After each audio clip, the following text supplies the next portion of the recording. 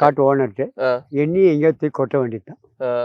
அவங்க கிட்ட கணக்கு கொடுத்து கணக்கு கொடுத்து எங்கேயாவது செடி போதையில் கொட்டிட வேண்டியது. அது வந்து காக்கா இங்க சாப்பிட்டு சாப்பிட்டு இப்ப நீலகிரி முழுக்க நீங்க எல்லா பகுதிகளுக்கு போறது எந்தெந்த பகுதிகள்ல ஏரியா பேரு எல்லா ஏரியா இருக்குதுங்க.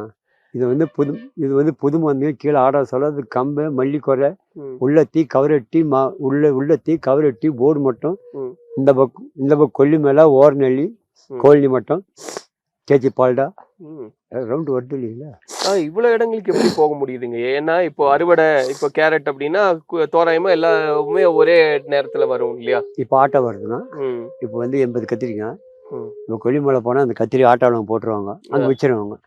அடுத்த நாள் கொல்லிமலை ஒரு பஸ் இருக்கு இல்லைங்களா, பஸ்ஸில் ஒரு 4 நாள் போவேன், 5 நாள் போவேன், இறங்கி அந்த வேலையை முடிச்சிடுவேன். 6ஆவது நாள் ஆட்டோவுக்கு போகணும்னு ஆட்டோ வந்துடும். இந்த கத்திரி கொண்டு புது மந்து கொண்டு வந்துடுவேன்.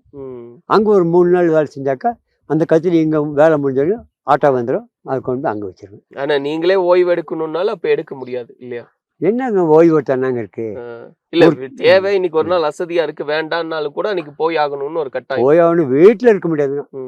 அதனால நீங்களே போயிடுறது. எனக்கு 18 வயசுல அந்த 1 ரூபா கூலிக்கு வேலை செஞ்சு தோட்ட வேலை காட்டு வேலை செஞ்சு இன்னும் வேலை செஞ்சு இன்னும் செஞ்சுக்கிட்டு தான் இருக்கேன்.